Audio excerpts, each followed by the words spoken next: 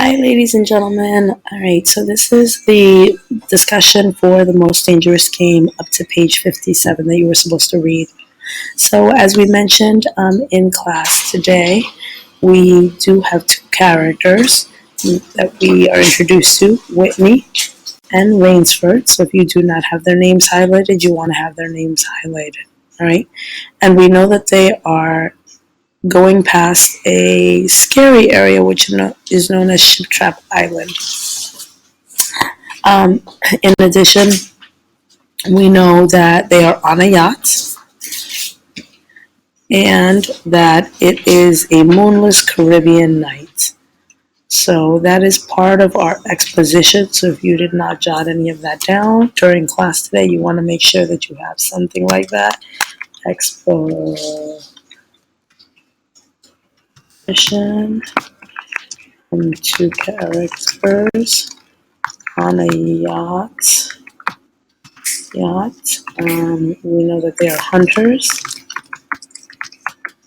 and that it is nighttime. Okay. We do get an idea a little bit about what they're going to be doing. They're going to be hunting jaguars in Rio, which is Brazil. So you should have that stuff highlighted. And we have this interesting conversation over here that talks about whether or not the things that they're hunting also have feelings. And that goes between Whitney and Rainsford. So Rainsford says that Whitney is talking like a crazy man. So he says, they don't understand. Jaguars have no feelings. And that you really shouldn't care about the quarry or the thing that you're hunting. Okay? Moving on, this is again a picture of the island that they see, even though they don't really see it. And he starts talking about how this island has a reputation, okay? That even one of the captains on there was talking about how the island seems to be bad luck amongst the sailors. So, island has a bad reputation. Okay. And so then Whitney decides to go off to bed, and Rainsford stays on the yacht. Okay, there's no sounds, and he sees that it's absolutely dark. And he actually talks about it being so dark that he could sleep without closing his eyes.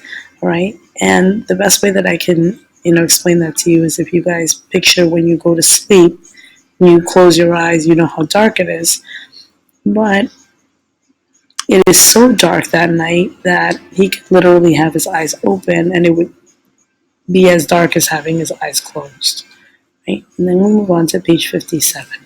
There's an abrupt sound that startles him. It's very important. Remember, he is a hunter. We know that he's a hunter. And his ears were expert in such matters and they could not be mistaken. So he heard it again. It was a fired gun and it went off 3 times. Okay, so I would jot down, okay, Rainsford, expert hunter, hears 3 gunshots. Okay, so then he actually starts looking over the rail. He looks over the rail, and all of a sudden he has his pipe in his hand, and it falls off. Okay, it's knocked from his mouth, his pipe. And right when that happens, he loses his balance and he falls off into the waters of the Caribbean Sea.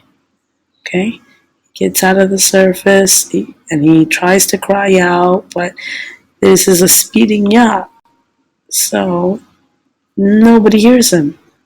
So he's basically stuck there. Okay? So he swims about 50 feet and he gets a little nervous, but then he calms down. And he says it's not the first time that he was in a tight spot, so he's obviously lived dangerously before.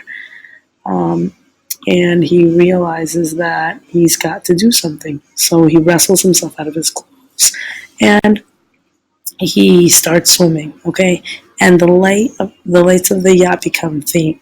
So basically, this is a pretty nerve-wracking time because Rainsford falls off yacht, and the yacht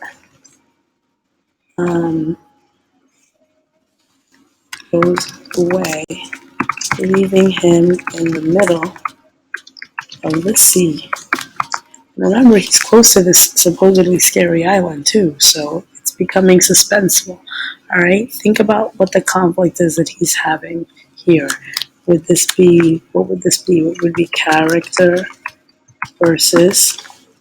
Maybe we want to say character versus nature because he fell off the boat and now he's dealing with the ocean. It could also be character versus self because he has to keep himself calm and not freak out. He remembers the shots and then he decides to swim in that direction because if you swim in that direction, that must mean that there are people that are going to be there. So he decides to swim in that direction. And about 10 minutes, he keeps swimming and he hears a rocky shore. So he sees them.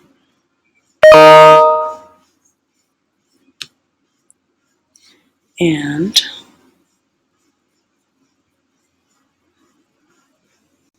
he flings himself down the jungle edge because he finally gets to the shoreline and he falls asleep. So we know that he has landed safely on the shoreline. All right. So Rainsford swims for survival and makes it to shore. Okay. And that's kind of where that leaves us off. Okay. So now we know that he's all by himself.